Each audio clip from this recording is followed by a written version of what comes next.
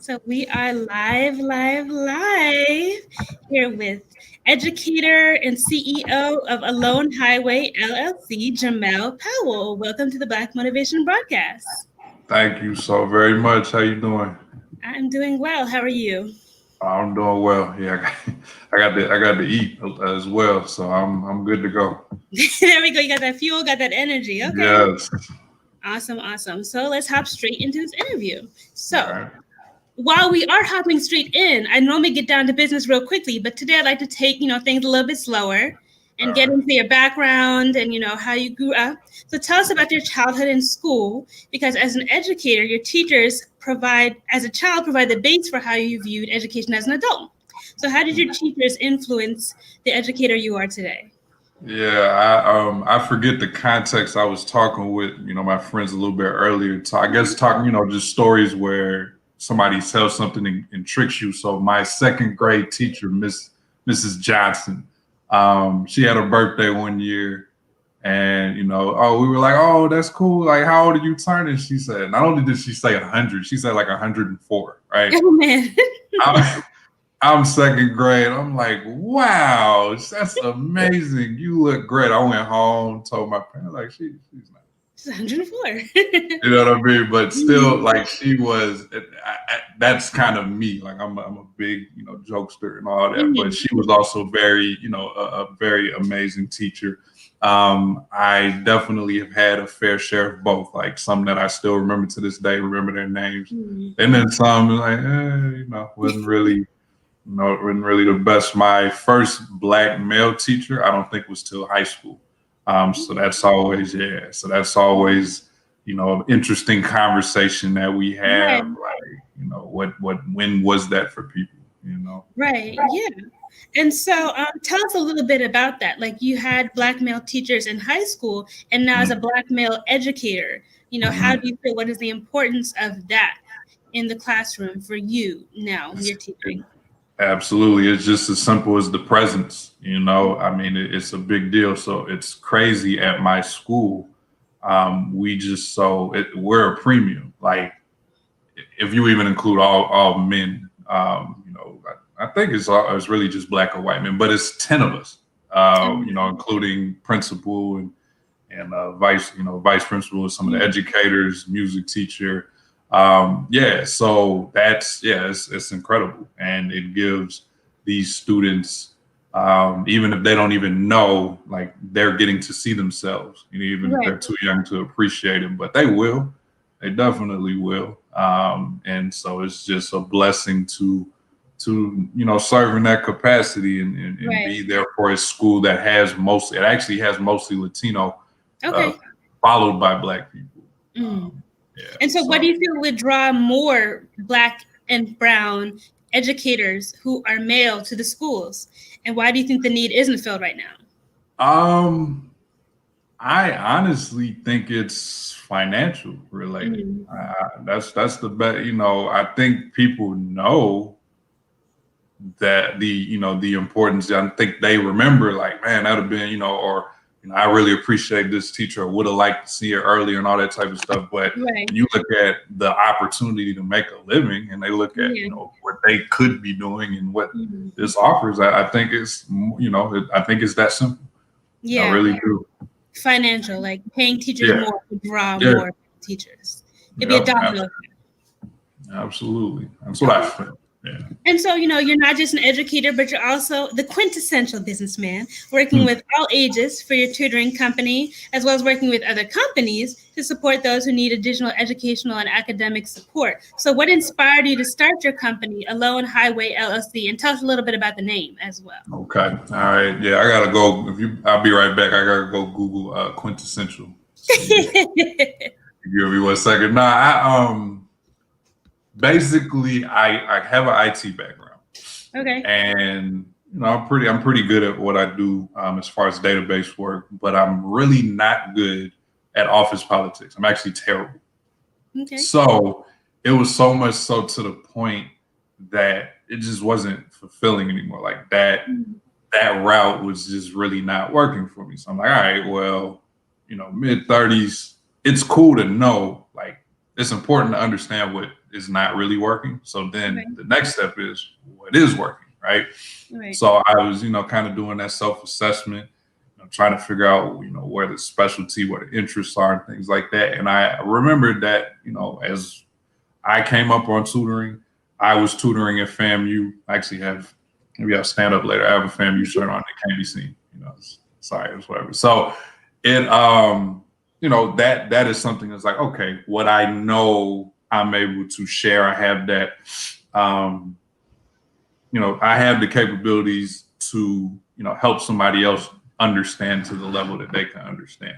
So I just put a random, just wanted to put a feeler. I made a post. I need to go find it. But just on my own page, I made it, hey, I was just wondering, if I were to get started with this, what would y'all think? And the response was overwhelming. I'll never forget the very first family, as far as me, as far as 2017 going forward, that gave me a shot, had me working with their 3 or 4-year-old. This was like legit, like not even a kindergarten. It was crazy. And that little girl is a genius. Like I need to reach out to my friends and see like what's up. She might have her hand in the presidential race too. So if she does, don't vote for Kanye, vote for her. Right. So that was very impressive. And then just, it kind of opened up the door for other opportunities, just enough for me to, go for it. So I started off, made a Facebook page, continued to get some attention there. Now I have a website, like things have grown since. We can talk about that. But yeah, that was, the basic motivation was, running into the same wall, doing the same thing, was getting the same results. And, I didn't want to do that anymore.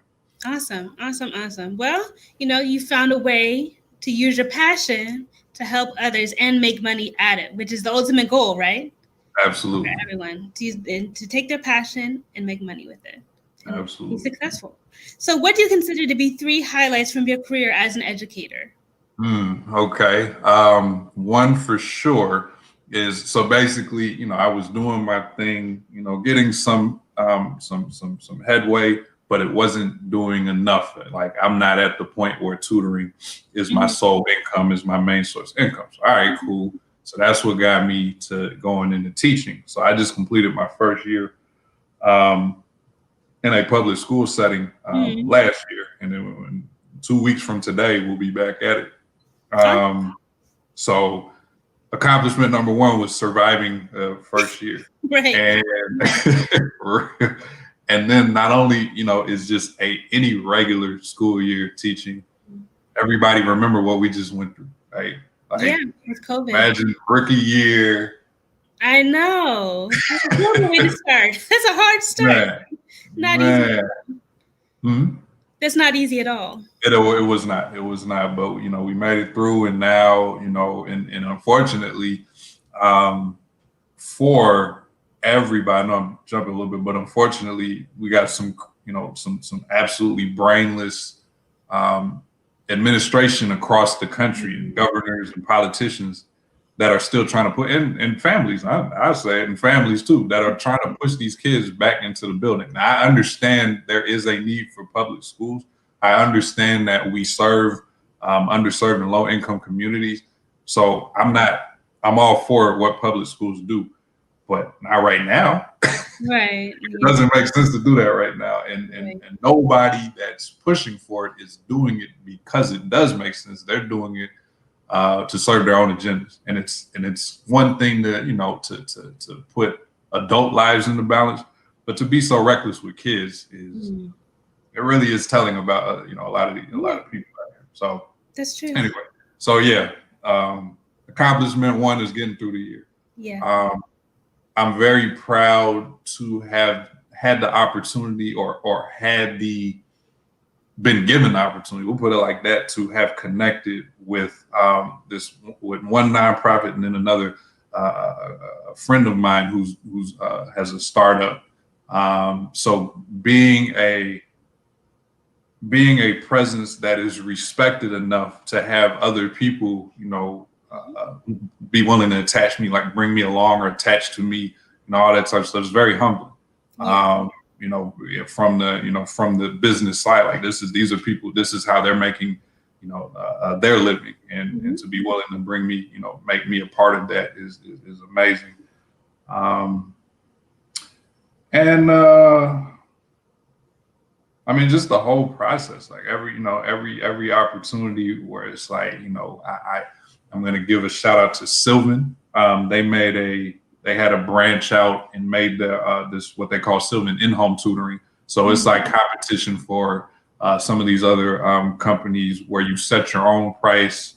You may go travel to them, or these days you'll go virtual. So that it was their verse. So it's really a spinoff, even though it's the Sylvan brand, it's its own separate company. They're starting, all that type of stuff. And so a lot of that staff, most of that staff has been excellent. Molly, I think it's Hale or Kale, sorry.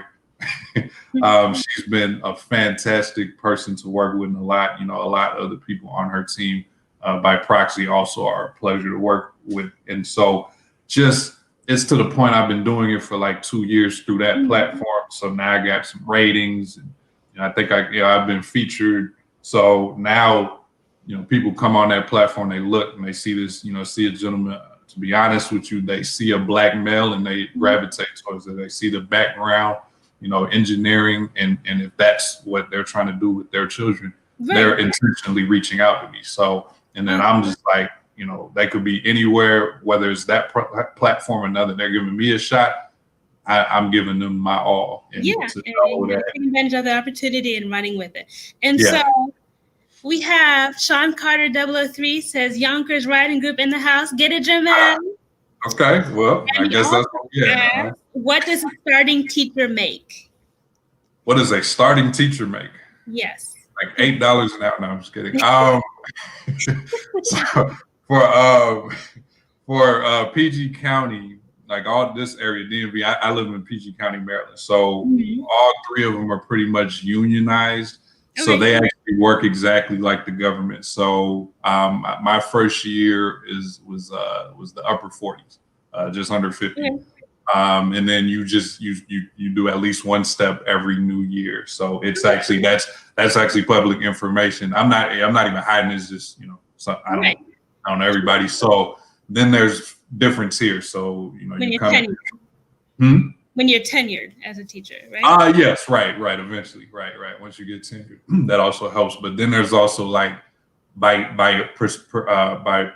furthering your own education, they incentivize that. So there's just coming in with a bachelor's with 30 other extra hours, bachelor's with 60, master's with some credit hours. That helps you, further, increase your pay. Now you're instead of this bracket, you're in this bracket. So it's like going from GS7 to GS11 and further on, and then going down those steps. So they use that model. And so moving on to the next question, why do you think that math and English are your strong suits when those are kind of like left brain, right brain specialties? Yeah, it usually does. It amazes people. So for sure, math has been my strength. Like math was the foundation. I mean, I was actually, I was to the point that I skipped a year or two. So I remember freshman year of high school, I was taking the same math as the 10th graders, right out the gate. And then, got through all the AP courses. And I actually forgot, but I was able to get, come into college with credits. So math has always been a strength. When I took the SAT, 780 out of 800, like that's just been, it just gravitated, I gravitated towards it. Awesome. English is not so much a strength but it's not a weakness, right? Okay. Like, so I'm capable, capable enough for those levels. If I show up with a master's student, MFW, they might be teaching me. I might have to give them away, right? So it's just, but at the levels, at the K through 12, I can hold my own. For sure. Awesome. So I want to thank Sean Carter for asking that question. Yeah. And Kellen Robinson says, "Hey, Jermell." Hey, yeah, I know that name. Look at the youngest. We have to talk about it. Thank you so much for joining us. Mm-hmm. Yes. So let's move on to the next question. So, When working with businesses to support and tutor their clients, offer academic support, how have you seen a difference in the lives of the students you work with? Yeah, it's just humbling, like for real, because they're really good at for updating, like coming back to find me to let me know what's going on. So, for example, there was a gentleman, and this is I really love this story because this was another platform that was terrible, like awful. They're one of those ones that take it, man. They look at tutors and they take them for granted. So the business side, they did me very, very foul. Wow. However, they got me in tune with this student who's taking. I cannot think. Is one of those tests that you take if you want to get entry into private schools. Okay. Like private K-12 level schools, right? So I helped him through that. He did he's already a brilliant kid. He just needed, some guidance, some direction. Right. I did that for them. And, the success story was him having 3 to 4 schools to choose from. Wow. Picking one he was very happy with, all that type of stuff. So, the lady, the mother has even, reached out and let me know what one of her younger daughter is an entrepreneur. So that, they're sharing that information. It's humbling. Like I didn't know who they were, right. Prior to getting booked. I did 2.5 weeks of work with them, and now I'm some kind of level, with them. I'm important to them in their journey. Yeah. So I don't take that for granted at all. It's amazing. Having a hand in their journey, for sure. Yeah. And the same thing, even the 3rd grade year, there was a lot of, open communication back and forth. And, really just great to see them grow as already, this is only 3rd grade. They got so much more life ahead of them. Yeah. And so you mentioned working with that particular company, but you also worked with the Denny House in Fort Washington. Yes. And working with Evergreen Learners as well. So what's the most rewarding part about working with those 2 companies and working with their clients? Yes. Yeah. Again, it's humbling. It's a blessing to be able to connect with them. For them to say, because they could go reach out and collaborate with anybody, and they're looking for talent everywhere. And for me to be the individual, or one of obviously I'm not the only one, but one of the individuals they reach out to and bring along the ride, I really appreciate it. So with the Denny House, they made a contract with the PG County court system, and then we service students that are in a little bit in the system, in the court system, okay. Still in like a early enough, just like a juvenile situation where it's like you still are at that fork in the road. Right. So this is, you're going to be in the program for whatever, like we want to get you back out. We want to get you back into, the community, kind of, still right the ship. So, it going from the first day and it's kind of like Dangerous Minds where, or even what's the, I'm the HNIC. I can't remember that movie. Oh yeah. Yeah, you know what I'm talking about, right? So I do know what you're talking about.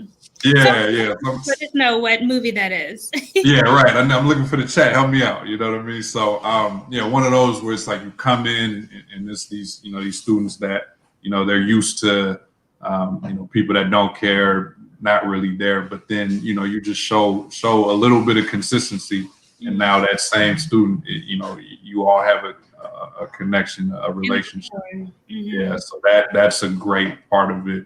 With Evergreen Learners, we're still getting off the ground with that. So, I'm looking forward to seeing where that's going. But even early on, even without fully, yet having what we want, just the fact that it's a solution that is drawing individuals' attention, So yeah. I highly encourage y'all to go, definitely check out Evergreen Learners and see, what we're doing with that. It's it is different because that's important. You want a company, you need to stand out a little bit. So I feel like I feel like Evergreen Learners does that. So please go check them out and keep, looking out for what's in store. Awesome. Well, And speaking then of Yonkers Writing Group, let's get into a question about poetry, because you are also a poet and a member of the Yonkers Writing Group. So tell us a little bit about how you got into poetry, how you found your voice and your writing style, and your favorite topics to talk about when you write. Okay. Yeah, big shout out to Yonkers Writing Group. I appreciate y'all showing love and supporting this podcast. So the roots I can trace back to are Def Poetry Jam. Def Jam Poetry. I think it was Def Jam Poetry. Yeah. So that was right around when I was in the later years of high school and college. So yeah, early 2000s. And I mean, just so much, everything from like solidified poets to celebrities. Like, it was a great platform to be very entertaining and all that. So that really drew me. I remember there was one open mic I went to at FAMU. Excuse me. So by this time, I'm like a fan. I'm a supporter. We get to grad school. By grad school, I had joined my fraternity. I'm a member of Omega Psi Phi, and we hosted an open mic. Again, I still wasn't ready to perform myself, but I loved that, and I hope some of the students, that was there with me, remember, because that brought the community out. It was people I never knew, and not only did they have some poetry, they had bars. Like, it was a great night. I still remember that, and so I'll shout them out quick. So we kept hosting it for a little bit, and then it kind of got to a point that we didn't really have the student, because it's a city chapter. Okay. So it started being less of the young people. So then the students took over. So there's a group called No Disclaimers.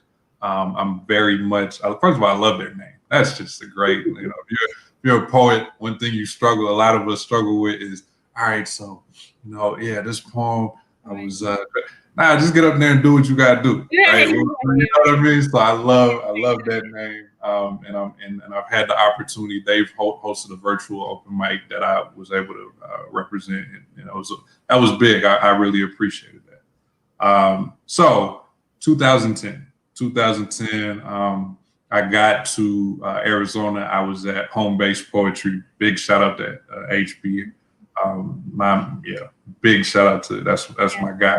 Sure. So he had been, that had already gotten off the ground, up and running. I get in town. I'm gonna shout out Rosandra Carr. She's the one that was like, I move out there. You're trying to find something to do. Yeah, I think I had mentioned open mic. Oh yeah, you need to be here. Yeah. I show up. I'm seeing the talent. I'm seeing, everything. I'm like, yo, I like this. I'm feeling comfortable. I told him, I'm like, yeah, I'm about to go up and do something soon. I was horrible. My first performance was terrible, but I didn't die. Yeah. Metaphorically, I did it. That moment. But I'm still here. It was like, all right, cool. There was something that went right there. Clearly, I know it needed to, be done better. And just kind of kept going to the point where then there was a day, I did a poem. There was a couple, obviously that got the ovations, got a lot of support. I got one where he actually came up and embraced me on the stage, like, bro, this is what we want to see. You know what I'm saying? So it was just like my journey really got solidified, not only at Home Base, but just in Arizona, period. And I know that's a lot of people don't know there's a really nice scene, poetry open mic scene in Arizona. There is. So it did a lot for me, to the point that, like, DC's cool, no disrespect at all. Busboys and Poets is great, but it doesn't do the same for me. Like, Arizona is always going to have that place in my heart, I guess, for what it meant to me where I was. Right. Makes sense.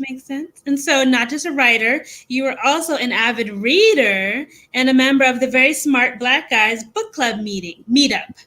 So talk a little bit about how you got involved in the book club and what you've gotten out of being a part of it.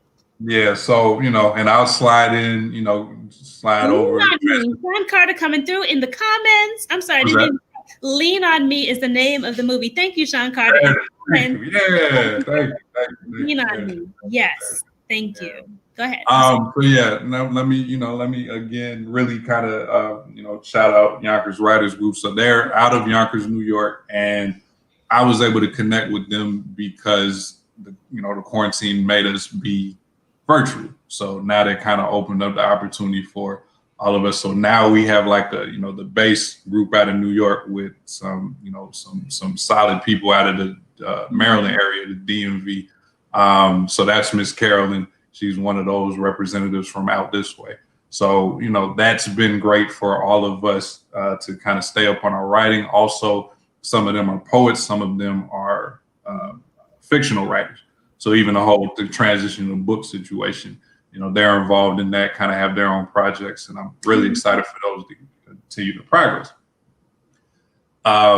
Me getting involved with very smart Black guys was mainly because of the Illiterates Book Club. So that would be myself, Brother Anthony. So thank you, sir. That's the reason why I'm here.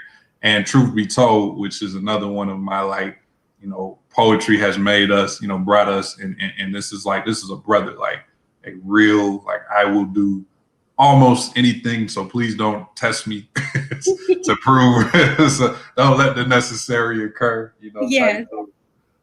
So we had an idea to make a male book club while I was out this way and they were in Arizona. So they ran a couple of in-person meetings, and I tried to do it out here and never really got it off the ground. But it's actually, and it's not. We're probably gonna. That's probably coming. We're gonna do something like that soon. So then, I got a friend, somebody I went to high school with. Started her and one of her friends started the Very Smart Black Girls Book Club. They've been doing that thing, I feel like 1 or 2 years now. Okay. And so they started getting set, having a following, doing, really getting set. And they said, okay, well, we should do our male version, Very Smart Black Guys. So when I saw that announcement, I was like, oh, I like that. I'm supporting it. How can I be involved? And they were like, however you want to be. Like, they were excited to have somebody, willing to step up. So it was just that perfect, right place, right time. Right. We have now done 2 different books, meetups. And the next book club, I think, is the 29th, and the book is going to be Hustle Harder, Hustle Smarter by 50 Cent. So far our books were Common, Let Love Have the Last Word, and Trevor Noah, Born a Crime. So that's going to be, I think that's the intentional focus. These are always going to be POC, probably going to be Black male. So I'm just loving it. And shout out to the participants. I facilitate, that's cool. But the gentlemen that have joined me, given their perspective, have made it worthwhile for sure. Awesome. And so, speaking of the quintessential businessman again, in this day and age, what would you be without a media outlet such as a podcast? So you're no exception to this rule with your very own podcast, the Smart Dumb Podcast. So originally starting kind of freestyling, as we talked about before, and with your different thoughts, and then evolving into where it is today. Talk about that. What are some of your episodes and why? Yeah, so yes, it's kind of, I've gotten to the point of being a interviewer and giving, mostly entrepreneurs and business minds. But my very first interview was Teresa White out of Phoenix. She had attended the Trump rally that had occurred. So I think this was 2017. This particular rally had made the news, national news, but then I actually knew somebody, in the community. So I wanted to let her tell her story because it was going to get, watered down and have their version. I was like, let's tell our version, right? Which, so there's something there, there's something here, there's another perspective, right? So, but I wanted to, she was, if y'all know her, she's not shy to speak her mind. Right. So that was a great interview. And then my first one was also like my first business interview was a complete stranger. And I don't even remember who connected me or suggested I reach out. But yeah, Annika, out or running Her Story Raps, also out of Phoenix. Mm-hmm. I seen a post about it. I said, hey, would you want to interview? She said, sure. And that ended up being a really, really good interview with two people that, really hadn't known each other prior to that, but still had a very good conversation about what she did. Got to interview HB, and then my man BP, also out of Phoenix. Those were two very good interviews because these are gentlemen, again, 10 years ago, I'm at home base, like, wow, he's cool, he's talented, they're doing their thing. And now these days, like, to have their phone number, to have them have, multiple times have me in their house, pouring into me, encouraging me, like, we've come such a long way. So for them, they were just looking out. But to have that caliber of individual, be on my podcast was just an honor. There's plenty of others, like FAMU. I got two of my friends who rap. It's like and I will shout out Fair Rider. That was one of the most recent ones I did. Fair Rider is a DC based rideshare company. Okay. So I feel like that should all, for those of us who we're rooting for everybody Black, we're supporting Black. Yeah. Delete those other apps and go see what Fair Rider's talking about. You know what I mean? So, it's been plenty. It's been great. It's really been a great situation. I will shout one more, and I'm because that's the thing. There's something special in my heart for another. Yeah. But my man Kenton making a difference. MAKIN a difference. That him and my friend Kiana. New Geechee podcast. Those were the two, like, I know them. They're both from South Carolina, interestingly enough. But I know them, and to see them do their thing, and then to see them encourage me to go find my voice, definitely thanks to them. And then myself and Kenton have had the opportunity. He's been on my podcast. I've been on his. We've collaborated. So, definitely those are just a few. Just a few. Awesome. Well, they're all, special and important in their own way. So I can understand it's hard, mentioning just a few when you have babies, my favorite babies. Right. Don't do that. That's why I'm glad I only have one daughter, so I don't have to play the favorite. Right. So in our previous conversations and with other interviewees as well, the need for everyone to operate in their own lanes when it comes to the Black Lives Matter movement, supporting the movement, you know what I mean? And really finding your niche, finding your space in the movement to support it. It's so important to support the movement and the fight for justice. Absolutely. So what do you see as problematic in the ways that others have spoken out? And how do you speak out and use your platform to support the movement? The thing that's problematic is our one-size-fits-all approach. Okay, so... And I mean, I'm not perfect at all. Right. So, a lot of us are highly intelligent people, and that's great. And we have this great point to share, and that's fantastic. The problem becomes when you start being condescending, when you start saying, everybody group up and follow me.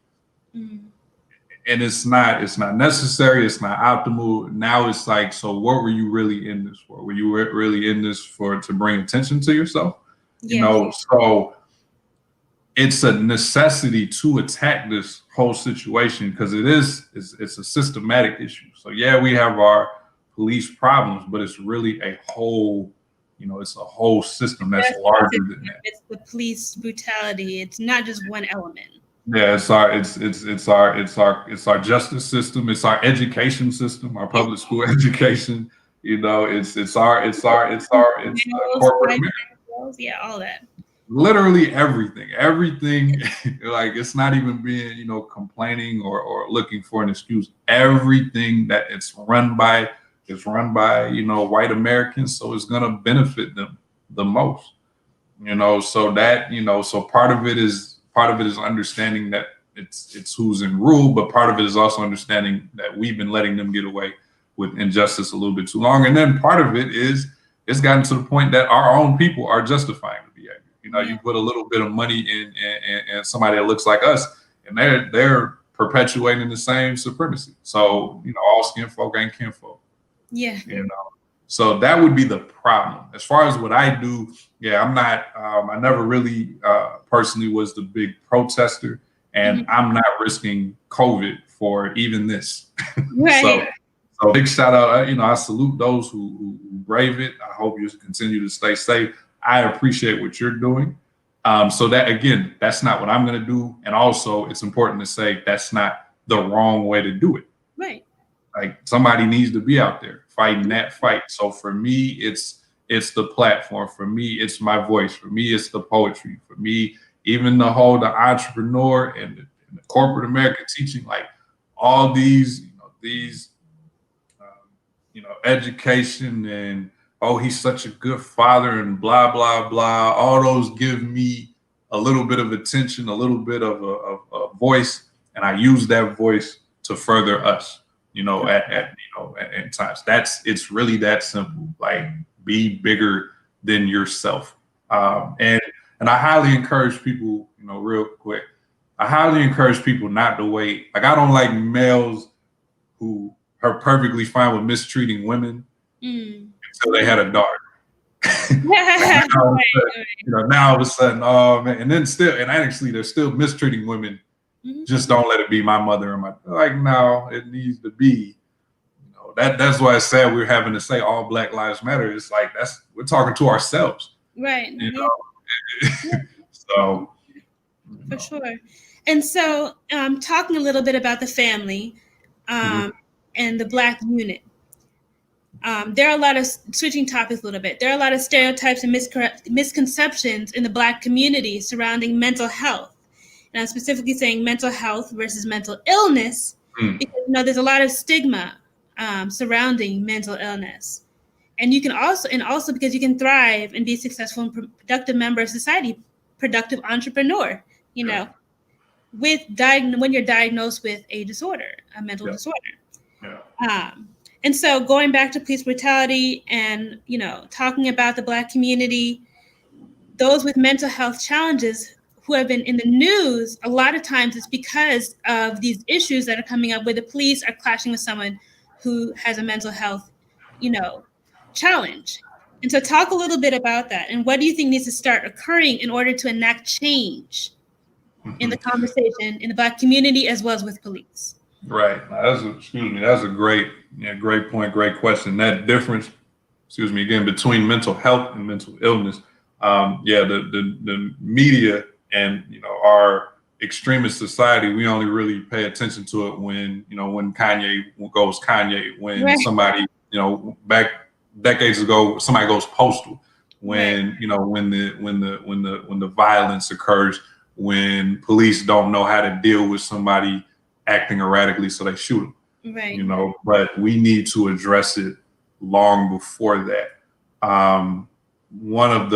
So that's actually, honestly, that's one of the problems. There are a lot of people that think mental health means mental illness, that thinks mental health means I've pulled down the curtains, I'm scratching, I'm throwing tape.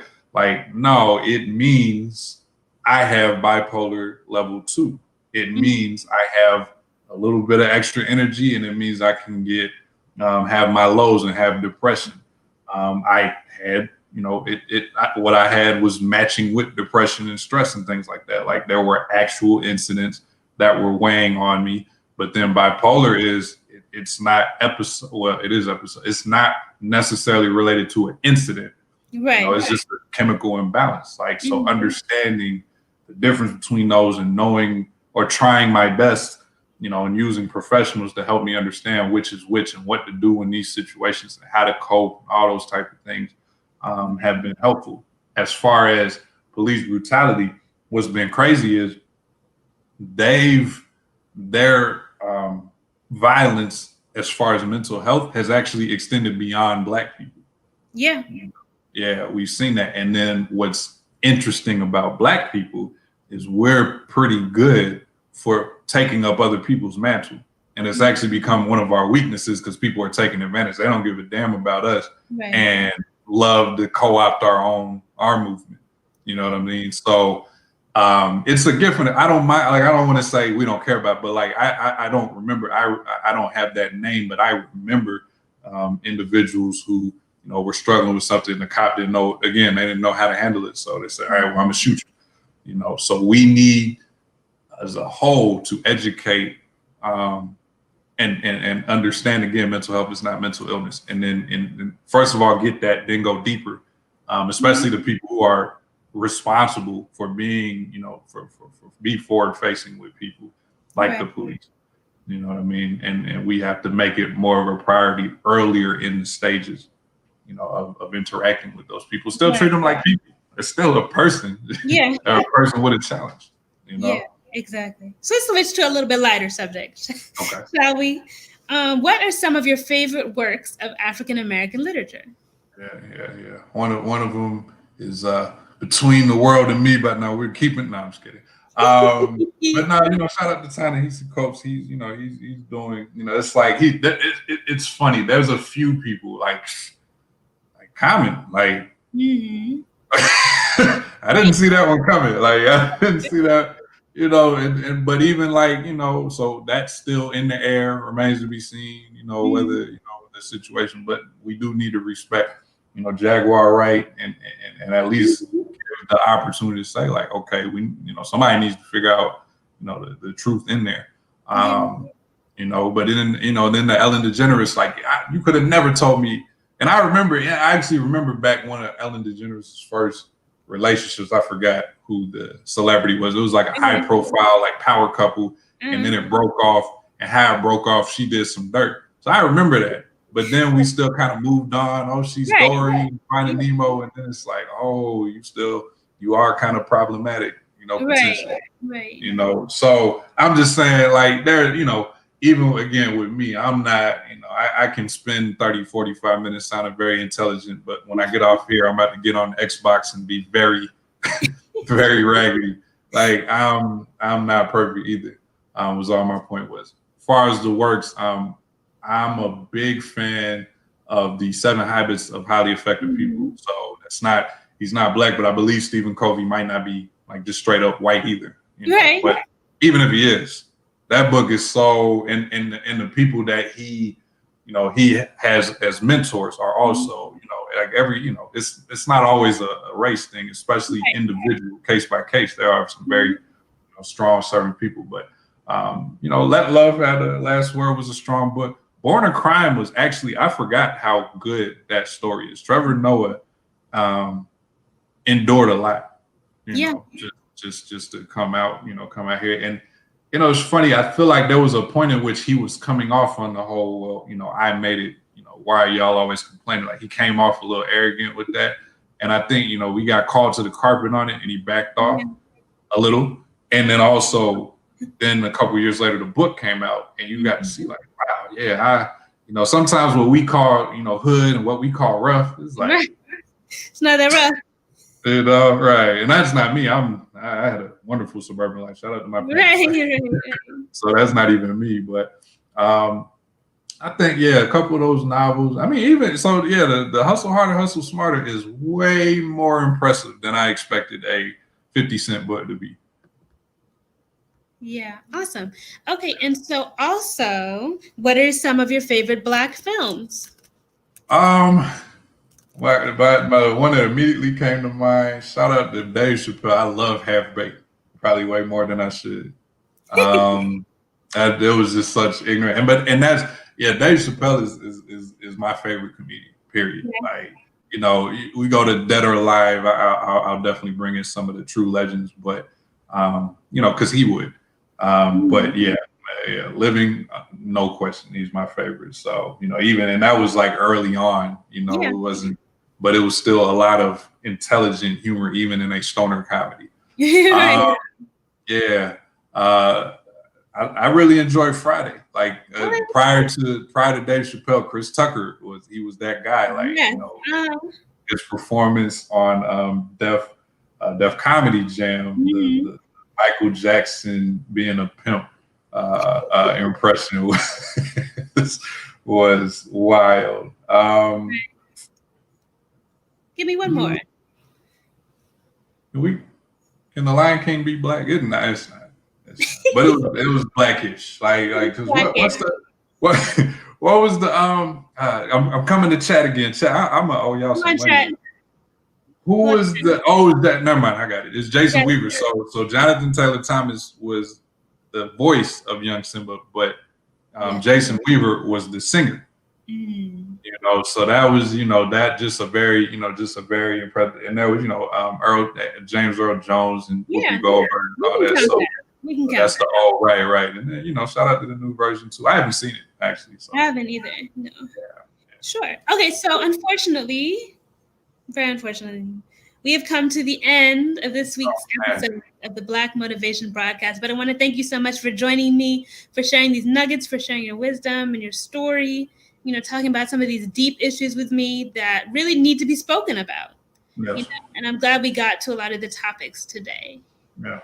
Absolutely. And so what words would you like to leave our audience with on this episode of the Black Motivation Broadcast? You know, again, like I said, I don't, you know, we should all strive to be, you know, solid people, but don't try to be perfect. Like, so, you know, this whole cultivating, like even The Last Dance, a very excellent, you know, ESPN documentary featuring Michael Jordan and those Bulls, like they talked about how they did all this work to try to cultivate this perfect guy. And what we've gotten to learn since is Michael Jordan's far from perfect at all. And I feel like it wouldn't, like the things, well, some of them are, you know, we would just have a problem with anyway. But if he wasn't, you know, Gatorade and Nike and all that didn't try to make him some saint, then when the armor came off, you know, the chinks in the armor, we wouldn't have such a big deal with those. So, you know, just, you know, be solid. There's certain stuff you just don't ever need to do. But also, you know, don't be so concerned with trying to be perfect and trying to make sure that you're always look great in front of everybody, because in that process, somebody's going to have a problem with you anyway.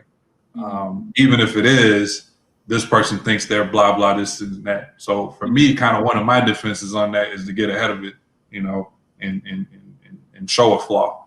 So it's like, nah, I didn't say I was anything. That, you know, that's not important to me. It's important to y'all. It's humbling that I'm on some of these people's minds. So it's like, man, okay, how do I you know, maximize it? How do I monetize it? How do I, you know, how do we convert that, you know, that energy or whatever? So I would say that, you know, as we continue during, you know, in this quarantine that is not going to fully end anytime soon. Take this, like, if you can, take advantage of this breather. You know, take advantage of the necessity to slow down.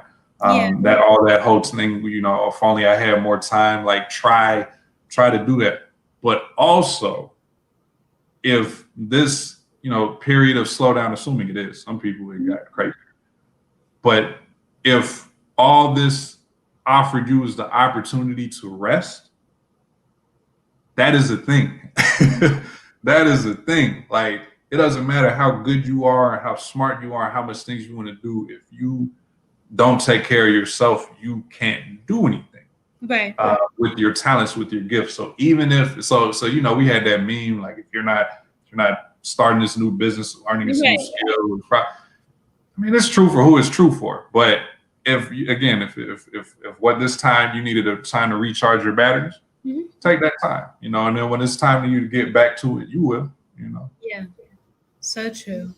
Thank you for that. And so, where can we find and support you, your podcast, and your business, and how can we find you on social media and on the web? All right. So I'm probably not going to list everything. That's fine. So if you follow some of them, I'll redirect you. So Jermell Powell. I actually got to meet Colin Powell. That was so awesome. Yeah, he came to University of Rochester. So that was awesome. So spelled the same way. It's not my uncle. He's going to give me some money. So that's me on Facebook. Instagram, it's Alonetic, ALONEATIQ.